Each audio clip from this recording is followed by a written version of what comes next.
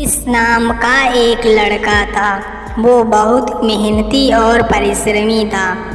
School अपने समय से जाता, घर वापस समय से आता, सबको इज्जत देता था। एक बार उसने अपने पिताजी से कहा, पिताजी मुझे बाहर जाकर पढ़ना है, यहाँ पर हमें पूरी सुविधाएं नहीं मिल पाती हैं, जिसकी वजह से मेरी पढ़ाई में यहाँ पर मुझे बहुत प्रॉब्लम होती है। ना सही किताबें मिल पाती हैं, ना बुकें मिल पाती हैं हमें। प्लीज़ पिताजी मुझे बाहर जाने दीजिए, वहाँ पर मैं खूब मेहनत करके पढ़ूँगा। पिताजी ने कहा, ठीक है बच्चा, बाहर जाना, मेहनत लगा के पढ़ाई करना और मेरा नाम रोशन करना, जिससे जो अपने घर की तकलीफ़ें हैं वो जल्द से जल्द ख़त्म हो जाएं। मेरे पास जो अभी खेत बचे हैं मैं उन सबको बेच दूँगा, लेकिन तुम्हें बहुत मेहनत के साथ मैं पढ़ाऊँगा। तुम परेशान ना हो, अपनी तैयारी शुरू करो। सुरेश फट से तैयारियां करके बाहर सबसे मिलकर बाहर जाने लगा। वो बहुत खुश था। वो अपने गांव के स्टेशन पर पहुंचा और ट्रेन का इंतज़ार करने लगा और सोच रहा था अपने भविष्य के बारे में कि अब मैं बड़ा आदमी बनूंगा, मैं अपने गांव के जो मुसीबतें हैं उनको ख़त्म करूंगा। ऐसी ही खुशी से वो झूम रहा था। यही सब सोचते सोचते वो कब कॉलेज पहुंच गया पता ही नहीं लगा। वो उतना बड़ा कॉलेज देखकर वो बहुत खुश था। वो इधर उधर दौड़ता रहा, सब देखता रहा, वो उत्साहित था। फिर उसने बगल का एक स्कूल देखा, वहाँ स्कूल में भी गया, वहाँ बात की।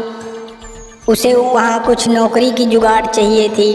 वो सोच रहा था कि अगर वहाँ कुछ नौकरी मिल जाए तो उसके रहने और खाने में ज़्यादा प्रॉब्लम नहीं होगी। और वहाँ पर उसको एक नौकरी मिल गई। नौकरी थी सिक्योरिटी गार्ड की, जो वो बखूबी निभा रहा था। और कहता कि अब पापा को खेत नहीं बेचने पड़ेंगे, क्योंकि वो नौकरी करके यहाँ रह भी सकता था और उसे कुछ पैसे मिल जाते जिससे वो अपनी कोचिंग कर सकता था। वही अपने रूम में बैठा था, तभी उसे एक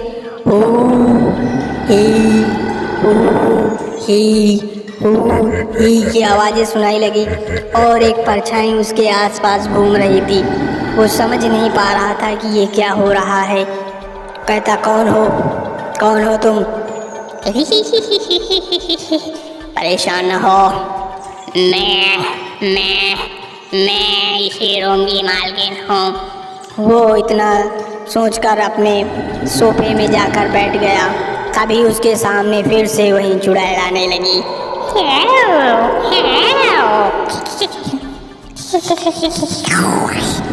और वो चारों तरफ घूमने लगी। वो ये सब देख रहा था। बहुत ही बहादुर लड़का था, वो डरने वाला नहीं था। वो सोच रहा था कि ये पता नहीं ये क्या हो रहा है मेरे साथ। कहता, जो भी हो यहाँ से भाग जाओ वरना बहुत बुरा होगा। उसके बहुत सारे रूप उसके सामने आने लगे थे।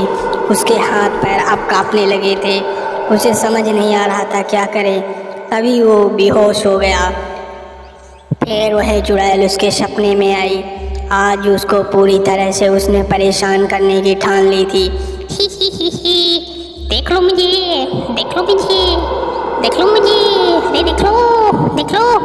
वो नींद में यही सब देख रहा था कि उसके चारों तरफ चुड़ैल घूमने लगी।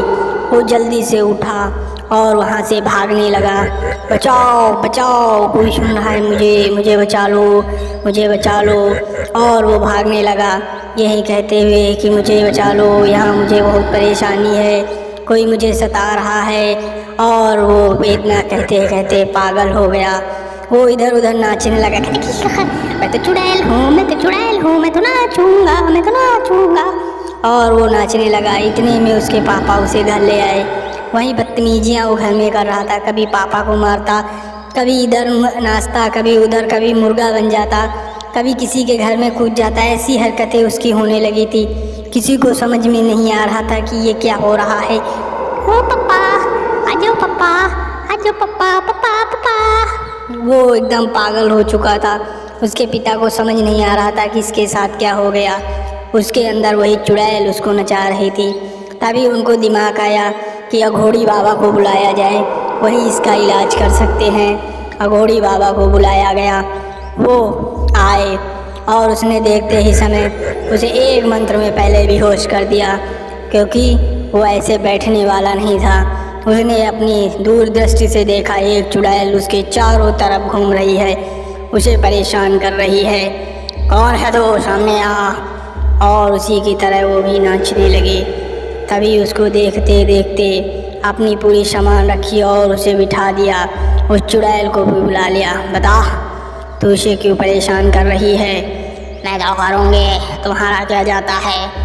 तू कैसे परेशान करेगी, बताती हूँ तुझे। घोड़े तो कुछ नहीं कर पाएगा, देख मैं क्या कर लेता हूँ। तेरा आज ही खात्मा कर दूंगा मैं।